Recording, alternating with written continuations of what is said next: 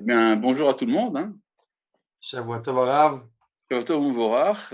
Voilà, nous allons donc continuer avec courage notre étude du Likutei Moharan et je pense que nous sommes en plein milieu de la Torah Dalet qui s'appelle Anochi Hashem Elohecha. Et je vous ai dit que c'est un peu long, mais c'est important. Voilà. Tout d'abord, je rappelle le thème général, Anochi Hashem Elohecha. Alors, je suis l'Éternel ton Dieu, insistance de Rabbi Nachman, c'est quoi Hachem Elohecha? Hachem, c'est Midat HaRachamim, c'est la miséricorde, et Elohecha, c'est la Midat Hadin, la rigueur, et Anochi, ça veut dire que c'est le même, c'est-à-dire sans dualisme, parce qu'on pourrait évidemment imaginer qu'il y aurait un Dieu de la miséricorde et un autre, le Dieu de la rigueur, et qu'il y aurait une lutte entre eux. Eh bien, ce que la révélation de Anochi Hashem Elohecha nous révèle, c'est qu'en fait, hein, non seulement c'est le même Dieu, mais il se manifeste toujours de la même manière dans les différentes modalités. C'est-à-dire, quand nous voyons la rigueur, il faut savoir que c'est de la miséricorde cachée et non pas un opposant de la miséricorde. C'est comme par exemple une punition donnée par un père à son fils, c'est évidemment par méchanceté ou par inimitié, mais bien par pitié, pourrait-on dire. Et donc il y a ici tout un travail qui est de savoir comment réaliser l'unité entre la Midat Hadin et la Midat HaRachamim. Deuxième point que nous avons déjà évoqué, c'est cette idée que les péchés sont inscrits sur les os, un os pluriel des os, et ça veut dire que le péché touche à l'essence de l'homme. Etzem, un os, ça veut dire également l'essence, atzmiyut en hébreu, et il y a tout un travail qui est et ces péchés sont écrits sous forme de lettres. C'est quoi des lettres? Des lettres sont des volontés. C'est pas le mot hot qui vient du verbe iva qui veut dire vouloir. Alors, les lettres se manifestent comme étant une volonté déplacée, pas au bon endroit. Et donc, se débarrasser du péché, c'est se débarrasser des lettres. Comment fait-on pour se débarrasser des lettres? Il y a pour cela une stratégie qui est la parole. La parole, c'est le vidouille, c'est le fait d'avouer sa faute, et c'est ça qui nous libère. Maintenant, il y a ici une innovation de Rabbi Nachman de Braslav, c'est que cette libération de la parole, cette libération du péché par le biais de la parole, se fait par l'aide d'un sage, d'un Talmid Racham.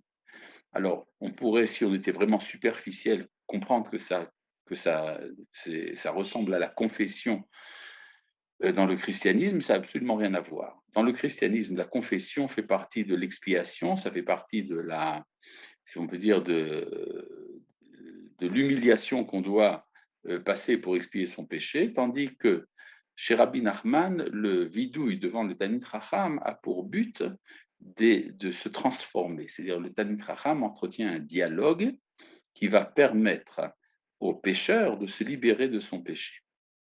Alors, qu'est-ce que ça a à voir avec l'histoire de Midat HaRachamim et de Midat Hadin? Ça, on le verra par la suite. Mais en tout cas, il y a ici cette idée très importante, donc, de qu'est-ce que c'est que la rencontre vivante entre un homme qui a ses problèmes, qui a ses péchés, et le Talmid Racham qui est là pour l'aider à s'en débarrasser. Et le Rabbi Nachman emploie ici une terminologie qui est celle de la Kabbalah, qui est en expiant son péché, on contribue à faire sortir la malchoute, c'est-à-dire la royauté, des clipotes, c'est-à-dire des écorces, c'est-à-dire des forces du mal. C'est-à-dire dans les forces du mal, il y a un mélange d'étincelles de sainteté qui sont enfouies à cause de nos péchés, et en faisant le vidouille devant le Tanit Racham, il y a toute une stratégie qui va permettre justement de faire sortir la sainteté du sein des clipotes. Voilà. Et ça, c'est ce que nous voyons ici dans le texte que Yaakov nous a présenté, Veze Bechinat Achzarat Amalchut Leshorsha. Et c'est comme ça que l'on ramène la Malchut à son origine. La Malchut, c'est-à-dire oh, excusez-moi, j'ai oublié de débrancher mon téléphone. La Malchut, c'est-à-dire la royauté de Dieu qui est enfouie dans les clipotes, qui alimente les civilisations des Goïm, il faut faire sortir la Malchut et la ramener à sa racine. Qui shoresh Malchut ou esh. Parce que la racine de la Malchut, c'est le feu. Bon, le feu, il ne s'agit pas du feu physique, il s'agit du feu symbolique. La Malchut, donc la royauté, le pouvoir ressemble au feu. Comme l'ont dit nos sages, dont le souvenir est une bénédiction. Lamata Nevat. Pourquoi est-ce que Nevat, c'est le père de Jéroboam. Jéroboam était le roi d'Israël qui a fait le schisme contre le royaume de Judée. Et il a été d'ailleurs encouragé pour cela par le prophète Achia Shiloni. Son père, le père de Jéroboam, Nevat, avait déjà tenté de se révolter contre David une génération auparavant. Il s'était trompé. C'était le fameux donc Sheva ben Bichri qui s'était révolté contre le pouvoir de David. Finalement, il s'est fait tuer, mais son fils Jéroboam, lui, a réussi à devenir roi d'Israël. Alors, en quoi était l'erreur de Nevat? Shera esh sheatza esh amato. Pouvez-vous expliquer plus en détail le lien entre la malchoute et le feu, s'il vous plaît? Bon, il y aurait beaucoup de choses à dire là-dessus. Le feu, c'est ce qu'on appelle aujourd'hui l'énergie. L'énergie, l'intériorité de tous les éléments. Et la malchoute, c'est également l'élément général qui va inclure tous les autres éléments de la société. Voilà, on peut dire ça. Également, le pouvoir est fort. Le feu est fort. De tous les éléments, c'est l'élément le plus fort. Voilà. Alors donc, Lamata Nevat, comment est-ce que Nevat a pu penser qu'il allait devenir roi? Quand il a vu du feu sortir, excusez-moi, de son membre viril, il n'a pas compris que ça correspondait son fils et pas lui-même. La Torah aussi est appelée feu parce que c'est d'elle que vient la royauté, que Moshe Katouv, ainsi qu'il est dit, Allo kodevari kaesh. Voici que ma parole est semblable au feu. Urtiv bi melachim yimlochu. Il est dit, c'est par moi, c'est la Torah qui parle, que les rois règnent. Ça veut dire qu'il y a dans la Torah un élément de souveraineté qui se cache dans la Torah. Donc la malchoute, qui est du feu, vient de la Torah, qui est du feu. Ve'aikar à Torah, et l'essentiel de la Torah, ce sont les sages. Comme on dit les sages,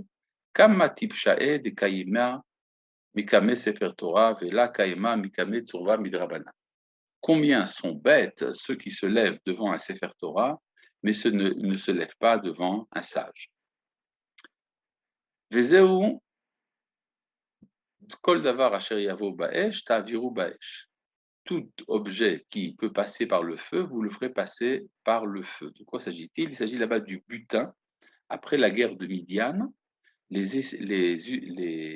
butin devait être purifié de l'impureté des Midianites. Et tout ce qui pouvait donc passer par le feu devait passer par le feu. Davar, mais là-bas l'expression employée, c'est le mot davar. Davar, ça veut dire non pas seulement un objet comme en hébreu moderne, davar veut dire une parole. Donc, davar zebechinat malchut, le mot davar signifie la malchut, shenimshach betor hatum'a, qui est enfoui au sein de l'impureté, betor hamimut hayetzer, dans l'échauffement des passions. Kemo Noura Be'amram, ainsi qu'on a vu par exemple l'histoire du feu dans la maison d'Amram. De quoi s'agit-il? Il s'agit là-bas d'un maître du nom de Rabbi Amram, le chassid, qui avait racheté des captives juives qui avaient été en captivité chez les Goïms. Il avait ramassé donc de l'argent pour les libérer et il les a introduits dans sa maison. Comme il était seul et que c'était des femmes, pour ne pas tomber dans le Yetzer Hara, il a crié au feu chez Amram, Noura be Amram. Et c'est comme ça qu'on est venu le voir. On lui a dit, mais tu n'as pas eu peur de ta honte. Il a dit, je préfère avoir honte 1 heure dans ce monde qu'avoir honte éternellement dans le monde à venir. Donc le mot Esh, le feu, désigne ici déjà 3 choses. Ça désigne la Torah, ça désigne la Malchut et ça désigne également le Yetzer Hara, l'échauffement du Yetzer Hara. Ta'aviru ba'esh. Alors quand la Torah dit tout ce qui passe par le feu, vous le ferez passer dans le feu, ta'aviru ba'esh tikuno al yedeesh. C'est-à-dire qu'il sera réparé par le feu. C'est quoi le feu? Hainu vidui devarim lifnei tanit chacham kanal, c'est-à-dire avouer son péché devant un sage, comme nous l'avons dit. Tout ça, si vous voulez, à la limite, ça, on pourrait s'en passer, mais c'est important quand même. Ça veut dire que Rabbi Nachman nous explique son monde de symboles. Il y a des symboles. Le feu représente le chacham, représente le vidouille, représente le péché, représente la malchoute. Vezé leshon avera. Et c'est ça qu'on entend par le mot avera, qui veut dire une transgression. Ça veut dire quoi? Une transgression. Shat serouf shel avera. Over betor atzmotav me'ever el ever. C'est-à-dire que l'assemblement des lettres qui forment le péché passe. C'est-à-dire le mot avera, qui veut dire transgresser, veut dire également passer. Ça passe dans ses ossements d'un côté à l'autre. Ou mitzvah, par contre, le mot mitzvah, un commandement, l'échon itrabrut, veut dire se lier, s'assembler. Par exemple, une équipe en hébreu moderne se dit tsevet. Tsevet est la même racine que le mot mitzvah. Kesheose chavilot shel mitzvot, quand on fait un ensemble, un amoncellement de mitzvot. Aza et nitrabru shivre atzmotav. C'est alors que se réunissent à nouveau les débris de ces ossements. Que Moshe Katuv, Shomer Kol Atzmotav, ainsi qu'il est dit, il va préserver tous ces ossements. Vezeo Perouche, et c'est pour ça qu'il est dit, Hamat Melech, Malaché Mavet. C'est dans le livre de Michelet, la colère d'un roi, ce sont des anges mortels. Qui Hamato chez la Kadosh Baruch Hu, parce que la colère du Saint béni soit-il, Bishvil Malchut Sheishpil Alede Avonotav, est causée par la Malchut qui est abaissée à cause des péchés. Suite du verset, Veish Hacham Yechaperena, mais l'homme sage pourra l'expier. Hainu, Bechinat Talmid Chacham, Bechinat Moshe, c'est-à-dire celui qui ressemble au Talmid Chacham, qui ressemble à Moshe, ou Yechaperlo, c'est lui qui peut expier, que Moshe Katuv, Ve'over al Pesha lish erit. Ainsi qu'il dit dans le livre de Micha, celui qui passe outre au péché pour le reste. C'est quoi le reste? Les Mishemisi Matzmo Keshiraim, pour celui qui se considère comme un rien, c'est-à-dire l'humble. Nimtza, Kesheba Lifne Talmid Chacham. Cela veut donc dire que lorsque l'on vient auprès d'un sage, ou Motzi Kol Tsirufav Lifne Talmid Chacham, et qu'on évacue tous les assemblements de lettres négatives en présence du Chacham, vous comprenez que ici Rabbi Nachman emploie toute une terminologie symbolique, mais c'est très clair finalement ça veut dire, c'est-à-dire quand on va chez le Chacham pour faire son traitement psychologique à la limite, Talmid Chacham ou Bechinat Moshe chez Mitzi Matzmo Kesheraim, et que le Talmid Chacham qui est comme Moshe, qui se considère comme un rien, que Moshe Katou, ainsi qu'il est dit, Vaish Moshe Anav Meod, puisqu'il est dit de Moshe qu'il s'est vu comme, qu'il se considérait comme étant très humble.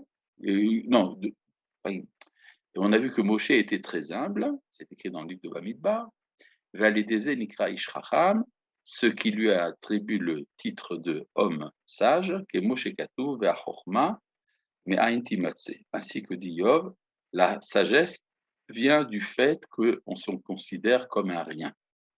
C'est-à-dire l'humilité est la condition de la sagesse. Uvazé, yeshkoach l'talmid chacham mechaper, et c'est comme ça qu'un sage peut expier que Moshe Nehemar, veish chacham mechaperena, un homme sage pourra expier.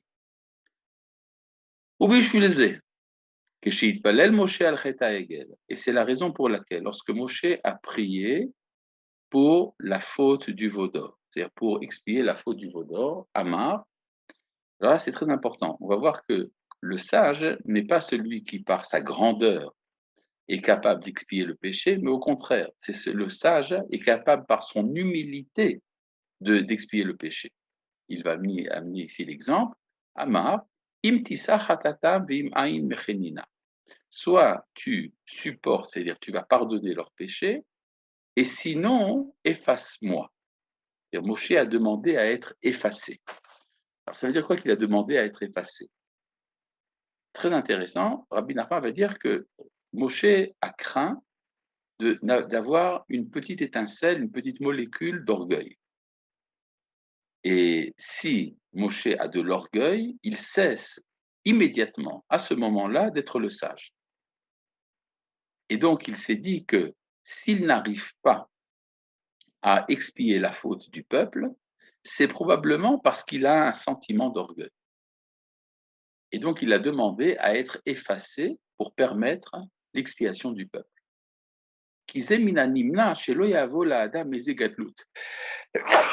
Pardon. Car il est impossible de ne pas sentir une certaine grandeur, c'est-à-dire de l'orgueil. Quand on entend les gens raconter votre louange. C'est-à-dire, si quelqu'un vous dit « Ah, vous êtes quelqu'un de très bien », ça vous fait quelque chose.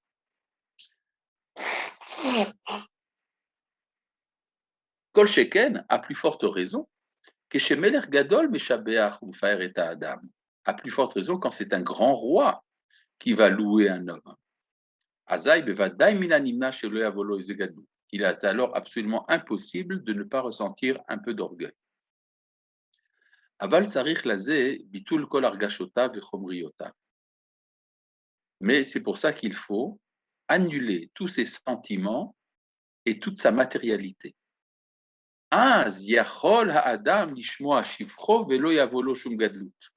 C'est alors qu'un homme est capable d'entendre sa louange et de ne pas ressentir de grandeur.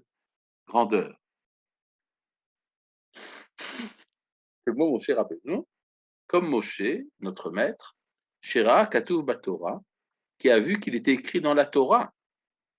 Et ce qui est écrit dans la Torah, je pense que Moshe savait que c'était vrai. Vaïdaber Hashem el Moshe. Dieu parla avec Moshe. Vayomer Hashem el Moshe. Et Dieu dit à Moshe. Ve'Israël korim bechol yom batorah shivcho shel Moshe. Et les Israélites lisent tous les jours dans la Torah la louange de Moshe.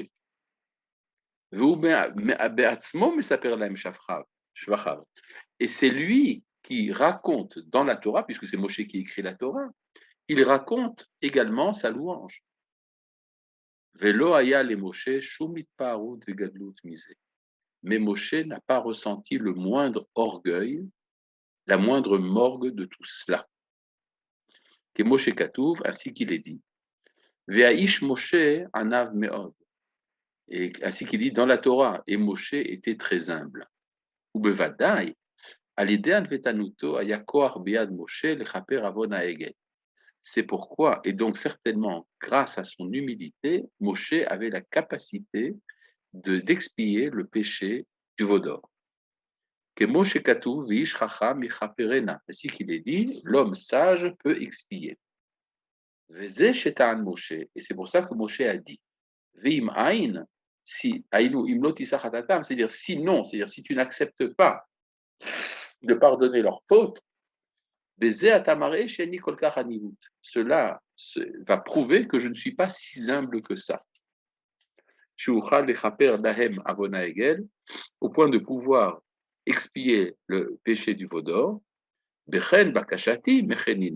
Et c'est pour ça que je te demande, efface-moi. Pour que je ne trébuche pas dans l'orgueil. Parce que je vois à tout moment le récit de mon nom et de ma louange dans la Torah, qui miyucha la mode basée, car qui peut tenir face à ça? Comment peut-on entendre le récit de son mérite et ne pas s'énorgueillir, à moins que ce soit quelqu'un de très humble. Im ani anav, et si je suis véritablement humble, dit Moshe, tsarich lecha shetisach hatatam. Tu dois donc supporter leur péché, c'est-à-dire pardonner le péché, que Moshe Katouv, ainsi qu'il est dit, Vover al pesha lisherit. Il pardonne le péché pour celui qui se considère comme rien. Voilà. Donc, nous avons ici cette idée que Moshe euh, a compris que c'est par son humilité qu'il pouvait servir, qu'il pouvait donc mériter le titre d'homme sage qui a la capacité d'expier le péché. Alors là, il y a une petite question très importante qui a été posée par Chat. Rav, j'ai du mal à comprendre le lien entre la chorma et la modestie. Il existe des gens intelligents et orgueilleux? Non? Très bonne question. La réponse est qu'il y a à ce propos une controverse entre la tradition philosophique et la tradition d'Israël. En effet, c'est vrai que les philosophes aussi recommandent la modestie pour les sages afin d'acquérir la sagesse. Mais ce n'est pas un lien, disons, essentiel. À la limite, on peut être orgueilleux et sage selon les philosophes. Mais la tradition d'Israël dit que c'est une illusion. Il est impossible que quelqu'un soit orgueilleux et ne se trompe pas dans sa sagesse. C'est-à-dire qu'on peut acquérir de grandes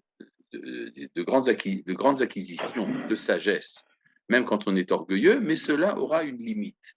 Et obligatoirement, on arrivera à une erreur. Parce que la sagesse, c'est le projet de comprendre les choses telles qu'elles sont.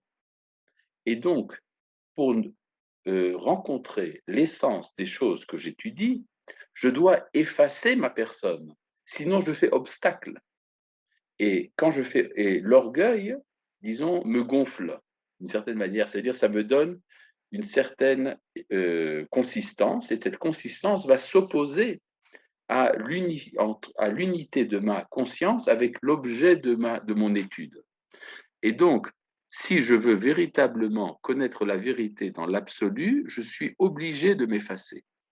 Alors, quand vous trouvez des gens qui sont intelligents et orgueilleux, vous trouverez toujours qu'il y a une limite à la connaissance de la vérité qu'il y a chez eux. Je ne peux pas ne pas penser, par exemple, au philosophe Spinoza. Spinoza était gonflé d'orgueil. C'est la raison pour laquelle sa philosophie est une philosophie orgueilleuse, qui prétend tout définir, y compris la divinité, et introduire la divinité dans les formules mathématiques et géométriques de sa philosophie. Et donc, c'est la raison pour laquelle il ne pouvait pas ne pas se tromper d'une certaine manière. Voilà. Excusez-moi, mais c'est le printemps. Voilà, je continue. Vézé, vaï bishurun melech.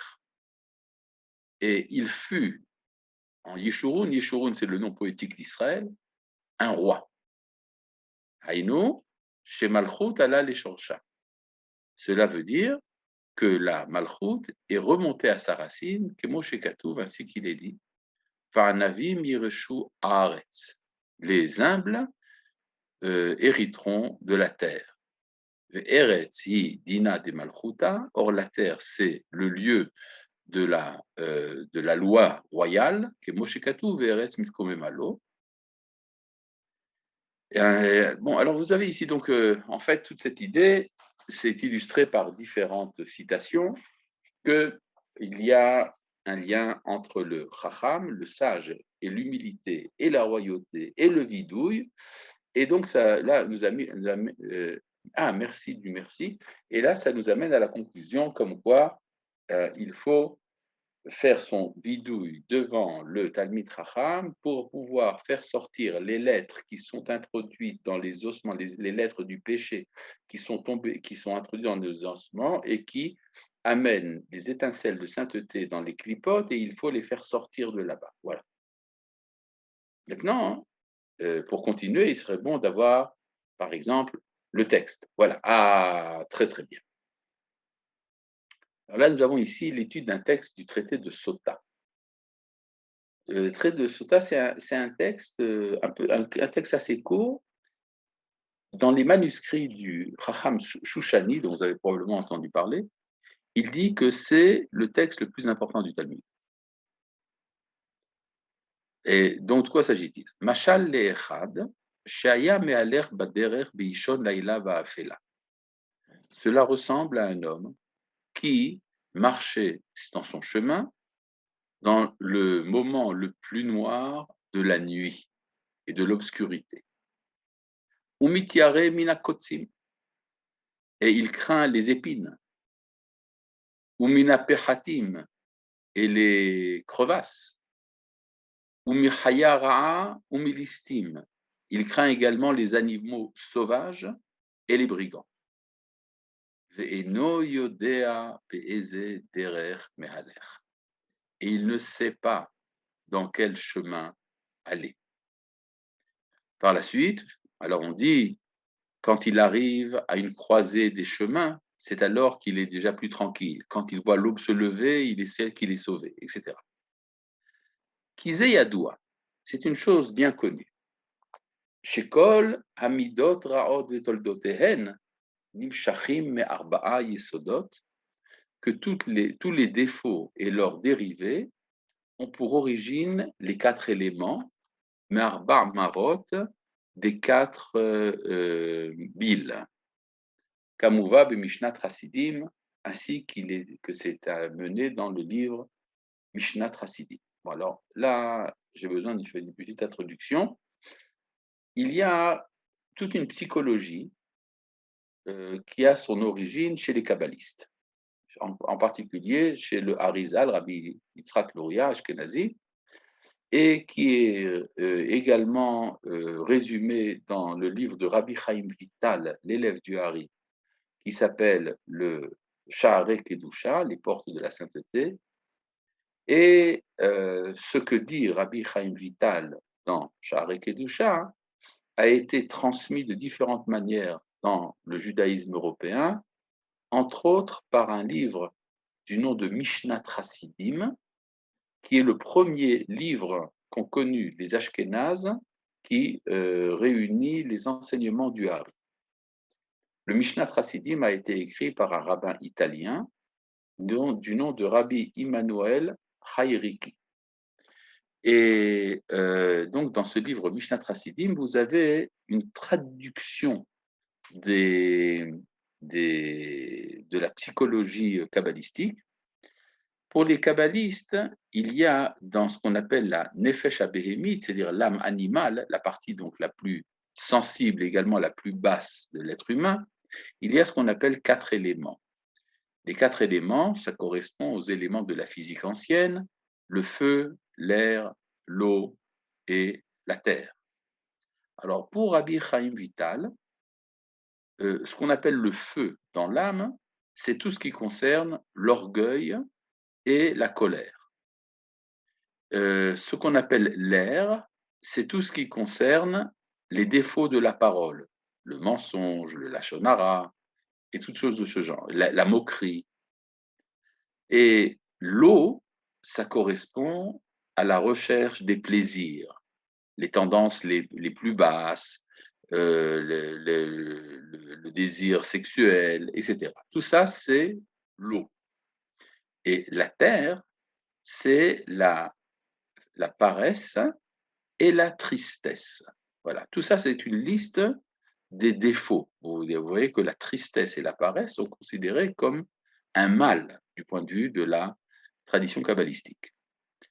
Il y a dans le livre Mishnat Hasidim une traduction, une interprétation de ces 4 éléments comme étant les 4 billes. Il y a effectivement dans la médecine moyenâgeuse, on parlait de 4 billes, la bile blanche, la bile rouge, la bile verte et la bile noire. Par exemple, le mot mélancolie veut dire la bile noire. En hébreu, mara shechora. Donc, vous avez une bile verte, une bile rouge, une bile blanche, une bile noire, etc. Et c'est une autre manière de formuler donc les quatre défauts qu'il faut réparer. Voilà. Et donc, maintenant, nous revenons, grâce à Yaakov, au texte. Kol hakavod. Et donc, c'est ce qu'il dit. Kizé yadoua, c'est une chose bien connue. Chez Kol mihamidot araot de toldotem, que tous les défauts et leurs dérivés, nimshachim me'arba yesodot, ont pour origine les quatre éléments, me'arba marot, qui en viennent en fait des quatre billes, Kamuva Mishnat Hasidim, ainsi qu'il il est amené dans le livre Mishnat Hasidim de Rabbi Emmanuel Chayri. Voilà. Alors maintenant, vous avez ici, il fait la petite liste. Atzvut vetoldotehem nimshachim midomem. La tristesse et les dérivés viennent du minéral. Alors là, oui, là, il y a également encore une traduction. Les quatre billes deviennent les quatre niveaux des êtres terrestres. Vous avez donc le minéral, le végétal, l'animal et l'humain. Les minéraux, c'est-à-dire les roches. Comment peut-on comparer les deux éléments de l'eau et du feu à la fois à la Torah et aussi au racine des mauvaises midotes comme la Tavot ou la Gava? Ah, parce que le vocabulaire des kabbalistes est ce qu'on appelle un vocabulaire pauvre, Kabbalah Aniya. C'est-à-dire que nous employons plusieurs fois des mots dans différentes acceptions. C'est-à-dire, peu importe si le feu a servi dans un texte à désigner la Torah ou bien la Malchoute, ou dans un autre à désigner l'orgueil, peu importe. D'accord? De toute façon, ça n'a rien de physique. Ce sont des images. D'ailleurs, les psychanalystes, quand ils vous expliqueront l'interprétation des rêves, expliquent également les rêves comme étant un mélange de symboles et que parfois un objet qui symbolise une certaine idée dans un rêve peut signifier autre chose dans un autre rêve. Bon, donc les quatre éléments deviennent les quatre billes qui deviennent les quatre domaines de la vie, qui sont donc le minéral, le végétal, l'animal et l'humain. C'est-à-dire le minéral, c'est les roches, le sol, qu'on appelle domème, c'est-à-dire qui ne parle pas, qui se tait. Et puis après, vous avez le tsoméa, c'est-à-dire le végétal, c'est-à-dire toutes les plantes. Et puis les animaux, ça vous les connaissez, j'appelle un chat, ou une girafe, girafe. Et vous avez également l'être humain, qui est appelé Médaber, parce qu'il est doué de paroles. Et donc, c'est ce qu'il dit ici, Atzvut et toldoten nimshachim midomem, la tristesse et ses dérivés ont pour origine le minéral, ta'avot raot et toldotehem nimshachim me'atzomeach, les passions et leurs dérivés viennent du végétal, devarim betelim et toldotehem nimshachim michai, c'est-à-dire les paroles vaines et tout ce qui en découle ont pour origine l'animal, Ga'ava vetoldotehem, nimshachim imedaber, l'orgueil et ses dérivés viennent de l'être doué de parole, c'est-à-dire de l'être humain. Effectivement, il n'y a probablement que les hommes qui sont capables d'orgueil. Umi sherotse leler bederech hakodesh, celui qui veut aller dans le chemin de la sainteté, sarich leshaber kol amidot haraot, il doit briser les défauts. V'isaper lifnei atalmid chacham hainu vidui dvarim. Il doit donc raconter ses défauts en avouant ses péchés devant un sage.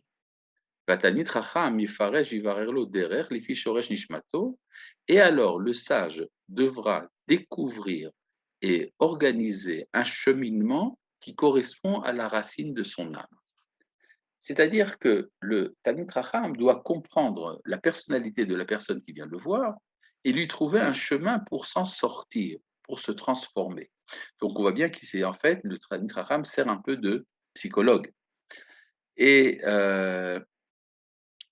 ça veut dire que il y a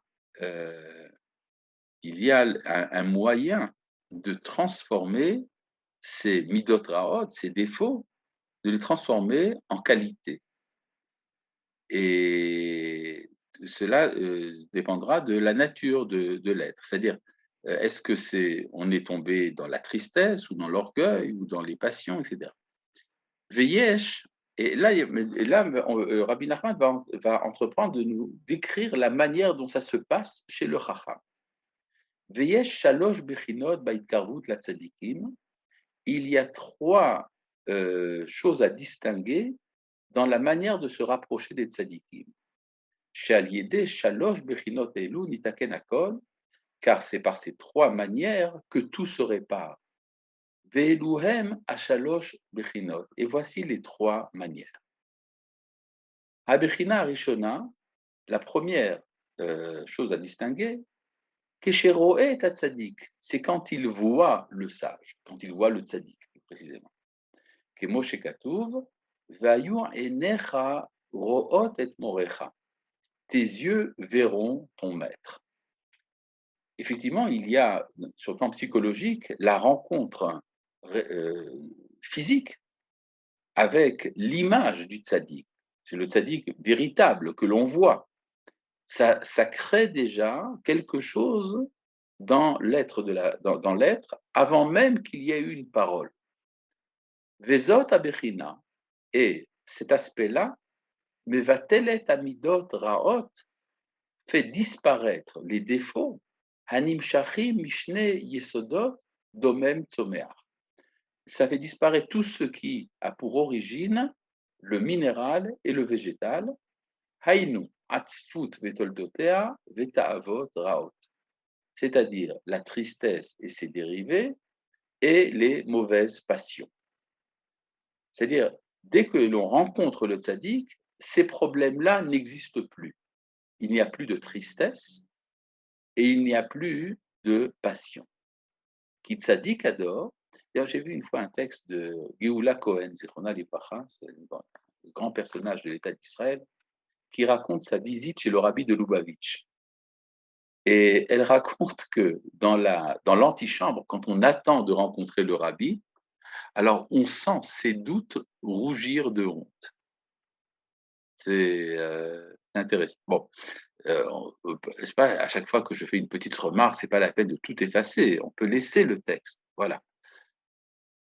Et donc, il y a dans la rencontre avec le tzaddik quelque chose déjà qui se crée. On peut appeler ça un élément psychologique, mais c'est réel. Qui tzaddik adore nikra M, parce que le juste de la génération est appelé la mère.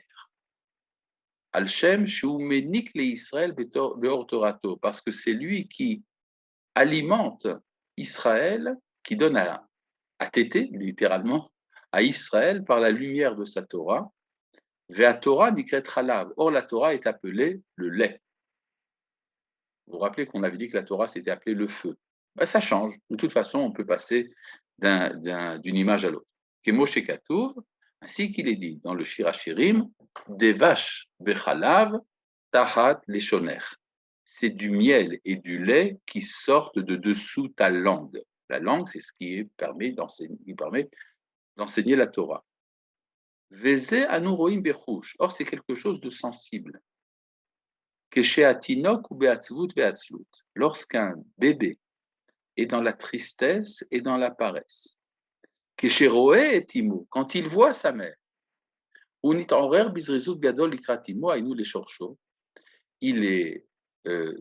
est entraîné avec zèle à rencontrer sa mère parce qu'il retrouve sa racine, son origine. On pourrait presque parler de complexe d'Oedipe. Gam anu roim bechush. Et nous voyons également, de manière sensible, que lorsqu'un bébé ou un petit gosse fait des bêtises, bien qu'il est très attiré par ces choses-là, ses jouets par exemple, pourtant lorsqu'il voit sa mère, il laisse tomber tous ses désirs derrière ses épaules, ou mosher et atzmo leimo, et s'attire vers sa mère. Nimtza, shenit batlim amidot raot shel shnei yesodot domem mitzomer al yisakut bnei hatzadik, et ça explique pourquoi les deux sortes de défauts qui viennent du minéral et du végétal disparaissent lorsqu'on rencontre le visage du tzaddik, un peu à la manière dont un enfant sort de la tristesse ou de ses bêtises lorsqu'il voit sa mère. Vezeu ou mitiare minakotsim. C'est pour ça que dans l'image amenée dans le traité de Sota, quand il était question de quelqu'un qui marche dans l'obscurité et qu'il craint les épines et les fosses, les épines, shehu bechinat someach, c'est-à-dire ce qui vient du végétal. Les épines, c'est une plante. Ufratim, les trous, shubrinat domen, c'est le minéral. Urchenisdamen lo avuka shel or. Alors, là-bas, la Gemara dit, si quand on marche dans la forêt, on trouve une torche, avuka shel or, zet talmid chacham, c'est le Talmid Chacham, Sheu Avik Beor Torah, qui est lié à la lumière de la Torah, Valiado Nitzol Mimidot Raot Shel Shnei Yesodot Domem Vetzomea, et c'est grâce à lui qu'il est sauvé des mauvaises, des défauts qui viennent des deux fondements, des deux éléments qui sont le domem et le tzomer, c'est-à-dire le végétal et le minéral et le végétal. Vaz nitzol minakotzim minapratim, et c'est pour ça que la Gemara dit qu'il est sauvé des épines et des trous. Alors là, il y a une petite remarque, c'est est-ce forcément avec le tzaddik de la génération, ou cela est-il valable avec les grands tzaddiks, cette impression de rencontrer sa mère? Disons que vous savez, il y a une expression qu'on a inventée dans la dernière génération, c'est Gdolador, le grand de la génération. Ça veut dire quoi, le grand de la génération? C'est le plus grand. Mais le problème, c'est que à chaque moment donné, vous avez après une quinzaine de personnes qui sont candidats à être le tzaddik. Alors trouvez-le moi, et alors on pourra donc trancher entre les 15 ou les 20 candidats à être le Gdolador. Évidemment, c'est graduel, c'est pas forcément avec une personne, c'est ce qui représente Moshe. Or, vous avez plusieurs tzadikim dans la génération qui, d'une manière ou d'une autre, sont des facettes de l'identité de Moshe. Abechina, Shnia, et la deuxième distinction à faire, Atsedaka Shenoten le Talmid Chacham. On donne de la charité par l'intermédiaire du Talmid Chacham. Effectivement, c'est le il y a une coutume, quand on va voir le rabbi, alors on donne de l'argent. L'argent n'est pas pour le rabbi. L'argent est nécessaire pour les bonnes actions que le rabbi va faire. Il va s'occuper des pauvres, il va s'occuper de l'enseignement de la Torah, etc. Il ne le fait pas pour lui-même, mais ça passe par sa caisse, si vous voulez. Alors cet acte de tzedaka, pour Rabbi Nachman, a une signification psychologique. Parce qu'en donnant la tzedaka, alors on se libère des défauts qui sont liés à l'animal et à l'humain. C'est pour ça que la Gemara dit là-bas que bien qu'on ait déjà la torche, on craint encore les bêtes sauvages et les brigands, c'est-à-dire les animaux et les hommes. Shem Dvarim Betelim Vegava Vetoldotehem, qui correspondent aux paroles vaines, qui sont liées donc à l'identité animale, Vegava Vetoldotehem, et l'orgueil et ses dérivés, qui relèvent donc de l'élément humain. Alors, vous avez remarqué que, avant même d'avoir parlé avec le tzaddik, on s'est déjà débarrassé des 4 défauts, ceux qui viennent du végétal et de l'animal, du minéral et du végétal dans la rencontre avec le tzaddik. Quand on a donné la tzedaka, on se libère également de ce qui est animal et humain. Alors, qu'est-ce qu'il va faire le tzaddik en lui parlant? Ça, on trouvera encore autre chose. Parce que avec les paroles vaines et la médisance vient la pauvreté. Comme Shikatou, ainsi qu'il est dit, qui metu kol anishim ze aniyut, car ils sont morts, tous ceux qui disaient du mal de toi. Et c'est ce que la Gemara dit, c'est la pauvreté. De même, pour ce qui est de l'orgueil, il est dit dans la Gemara qu'un des symptômes de l'orgueil, c'est la pauvreté.